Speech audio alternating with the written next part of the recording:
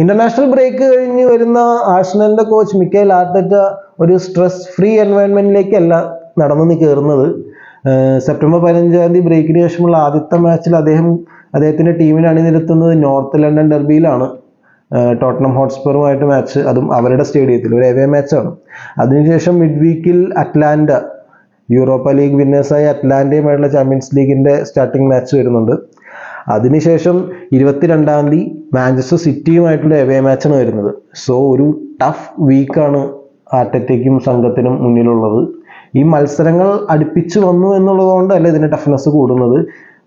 Major കളിക്കാർ എല്ലാം സസ്പെൻഷനും ഇഞ്ചുറിയും കാരണം ടീമിന് പുറത്താകുന്നു എന്നുള്ളൊരു കാരണം കൊണ്ടാണ് ആർട്ടറ്റയ്ക്ക് ഇവിടെ ടഫ്നെസ് കൂടുന്നത് ഈ ഒരു വീക്കിലേക്ക്.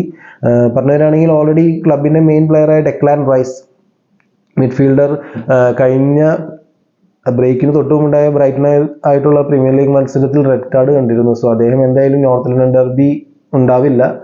അപ്പീലെല്ലാം കൊടുത്തിരുന്നു, അതൊന്നും സക്സസ് ആയില്ല. പിന്നീട് പറയേണ്ടത് ക്ലബിന്റെ ക്യാപ്റ്റൻ തന്നെയാണ്. ക്യാപ്റ്റനായ മാർട്ടിൻ ഒഡെഗാർഡ് നോർവേയുടെ നാഷണൽ ടീം ക്യാമ്പയിൻ്റെ ഇടയ്ക്ക് അദ്ദേഹത്തിന് ആംഗിൾ ഇഞ്ചുറി സംഭവിക്കുകയാണ്. 3 ആഴ്ചയോളം പുറത്തിരിക്കേണ്ടി വരുമെന്നാണ് നോർവേ ടീം ഡോക്ടർ അറിയിച്ചത്. പക്ഷേ ആർട്ടറ്റ ഹോപ്പ്ഫുൾ ആണെന്നാണ് പറയുന്നത്. അദ്ദേഹം അതിനു മുമ്പ് തന്നെ തിരിച്ചു വരുന്നൊക്കെയാണ് ആർട്ടറ്റ പ്രസ്താവിക്കുന്നത്. ഇനി അതേപോലെ പറയുകയാണെങ്കിൽ കലഫിയോറി, ലെഫ്റ്റ് ബാക്കായ കലഫിയോറി, മിഡ്ഫീൽഡറായ മിക്കേൽ മെറീനോ എല്ലാം ഇഞ്ചുറി കൺസേൺസ് ഉള്ള താരങ്ങളാണ്. അതേപോലെ തന്നെ എടുത്തു പറയേണ്ടതാണ് സെൻട്രൽ ഫോർവേഡിലെ ഗബ്രിയേൽ ജീസസിന്റെ അവൈലബിലിറ്റിയുടെ കാര്യം സംശയമാണ്. സോ ഈ മേജർ പ്ലെയേഴ്സിന്റെ മിസ്സിങ്ങിൽ എത്രത്തോളം ഈ വീക്കിൽ പോയിന്റ്സ് നഷ്ടം വരാണ്ട് കടന്നുകൂടാൻ കഴിയും എന്നുള്ളത് ആർട്ടറ്റയ്ക്കും സംഘത്തിനും ഒരു വലിയ തലവേദന തന്നെയാണ്.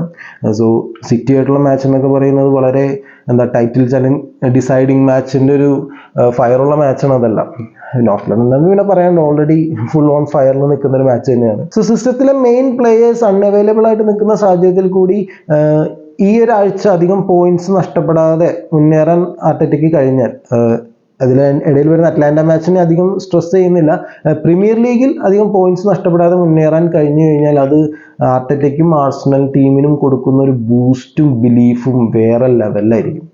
അതേപോലെ തന്നെ ഈ ഒരു കുറച്ച് മേജർ പ്ലെയേഴ്സിൻ്റെ അല്ലെങ്കിൽ ഇതേപോലെ 1-2 മേജർ പ്ലെയേഴ്സിൻ്റെ അൺഅവൈലബിലിറ്റി കാരണം കാര്യമായ പോയിന്റ് നഷ്ടം പ്രീമിയർ ലീഗിൽ ഈ ആഴ്ച ആഴ്സണലിനും ആർട്ടറ്റയ്ക്കും ഫേസ് ചെയ്യേണ്ടി വന്നാൽ Arteta will be brutally criticised. വളരെ നല്ല രീതിയിൽ അദ്ദേഹം ക്രിട്ടിസൈസ്ഡ് ആവാനുള്ള ചാൻസ് കാണുന്നുണ്ട്.